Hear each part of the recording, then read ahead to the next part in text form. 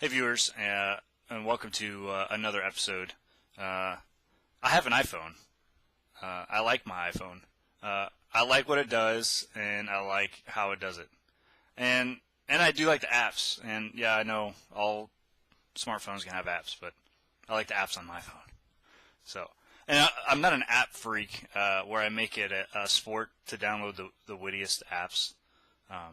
But I do have some apps that are convenient and are important to me. One of them is the Constitution app.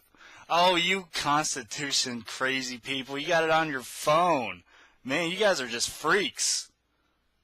Yeah, right there. Constitution app. It's free. If you got a smartphone, Constitution app. Bingo. It's great. It's a great app. You can look up all the articles, all the amendments, even proposed amendments that weren't ratified. It's great. So you can really get a feel for what the Constitution is and what it means.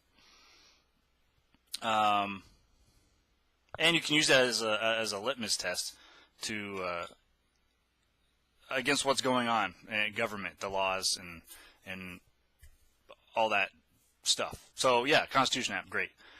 There's an issue that's come to my attention recently that I feel hasn't been addressed enough, and I'm actually surprised I didn't talk about this a while back, because it's been an issue for a while. But maybe it's because all the Constitution hopping that the Obama administration has done. I mean, time and time again, he finds ways to either circumvent the Constitution or make it look like, well, it was just a loophole, or no, it is, but it's just not conventional. This is just a little unconventional. So maybe that's why it hasn't really had that much. There isn't that much talk about it. But I did hear on radio show Mark Levin. He was talking about it, and it really sparked my interest. And I think it's important that people think about this, because I didn't think about it before, and it really makes sense once you do think about it. And what am I talking about? Well, you remember when I talked about this was a while back, the Defense of Marriage Act. You remember that the Obama administration thought the law unconstitutional, and therefore stopped providing the funds to hold up the law in court. Red flag, right? The president's not upholding a federal law. He's not doing it the right way. He's not amending it, getting rid of the law through the Constitution, through the system we have in place that we've had since the creation. And I know there's been other presidents that have done that too, but that's still wrong as well. And another flag, and this is the issue that we're talking about today. And actually, at first, I thought that this not only showed the gaping hole of the horrible economic implications the Obamacare bill had, but it also gave hope that the bill wouldn't take effect in all the states. And I'm talking about the waivers. The Obamacare waivers, the at least 733 waivers Obama has given states for whatever reason, because the law won't work for them, right? Okay, so, or they have a better idea. Oh, you guys got a better idea. Don't worry about my plan, because you got it handled, I guess. So, but then, listen to some other arguments. I thought, can this be right? The law has been passed, right? So this is a federal law. It's in the books, even though it hasn't fully taken effect.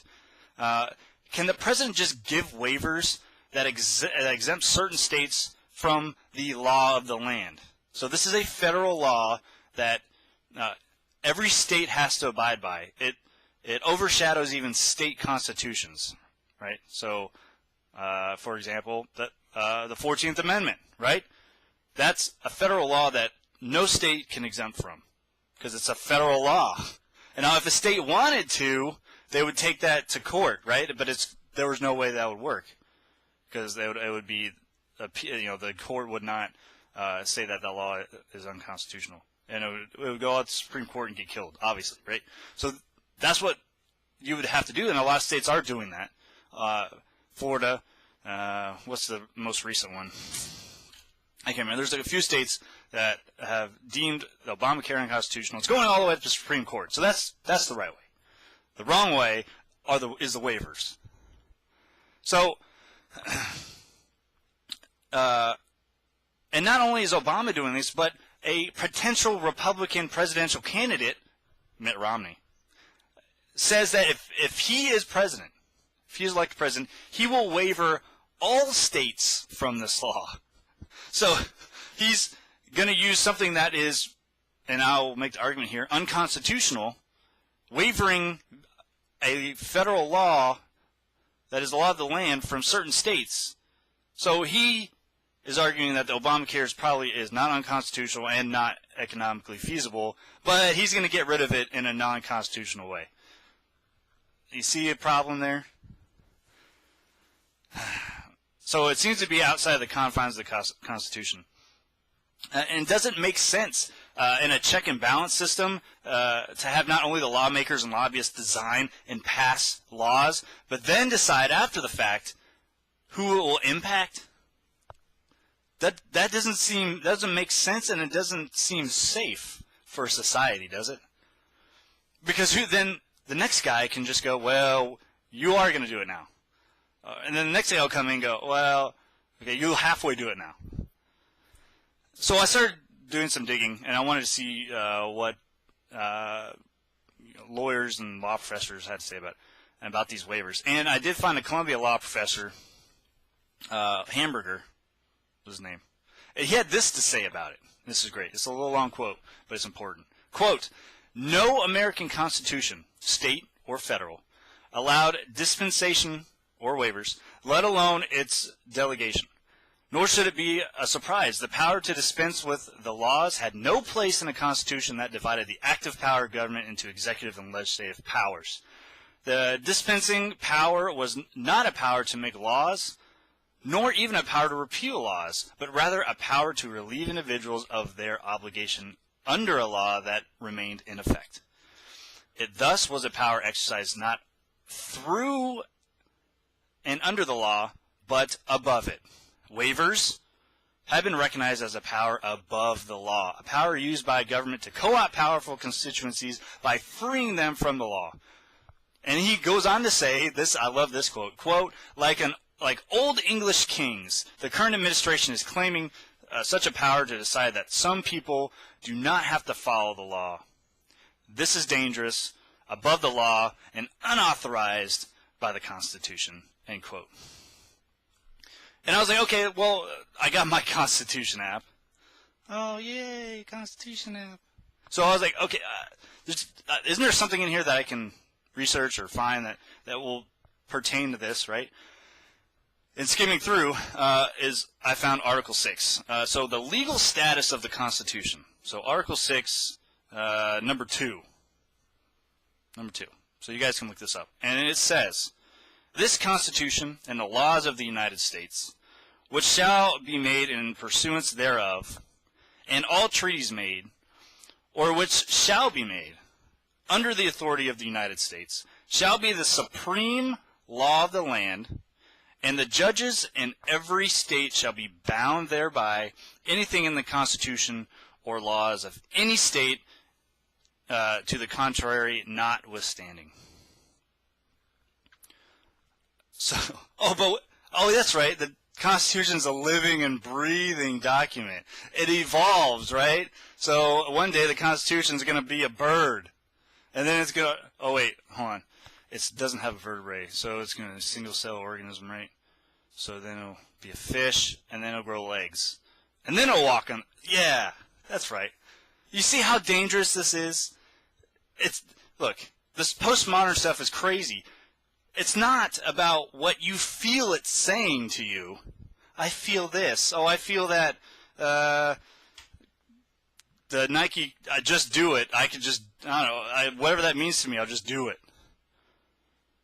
No, it's about the writer's intent. It's always been about what the writer's intent is from the earliest book. You don't read a fiction novel there's a story. There's a set story that the writer wants you to follow. That's his intent. You don't just make up the story as you go along, right? It's always been about the writer's intent, and this is part of the dismemberment of the Constitution. This is clearly outside of any confines of what it was meant to do. So we have the Defense of Marriage Act, not supporting any funds for that, not upholding a law, not upholding a federal law. That is the law of the land. And now we have these waivers. So if I was president and I inherited this Obama healthcare plan, I don't like the bill, but I'd uphold the law until I had it amended and taken out the right way. But I would support it. Because that's my job. I have to uphold the Constitution, not circumvent it and mold it into my schemes or whatever I feel is where I want the country going, what I feel is right for the people. The people know what's right for the people. I know what's right for me. My wife knows what's right for her, and my neighbors know what's right for them. Not some circumventing living, breathing constitutionalist. Very important. So now this Mitt Romney guy, I don't support it. I cannot support that either. He wants to do the same thing. He wants to outlaw a law that he thinks is unconstitutional and economically destroying by doing it outside the confines of the Constitution as well. Look, the law is passed. It's horrible, and it'll stifle and destroy economies, and healthcare and stuff will go up. But look, it's the law. You got to follow it until you do it the right way and you fix it the right way. I'd like to know what you think about this. And if you know, maybe there's something in this law that says the president can do that. But then again, is even that constitutional? I don't know. So if there is something, viewers, that you know about this law that I don't, please post a comment or email me at drakekelley@gmail.com. Thanks for watching, empowering you to take back this country. He's been waiting around for the weekend, figuring which club is sneaking. Fancy drinks and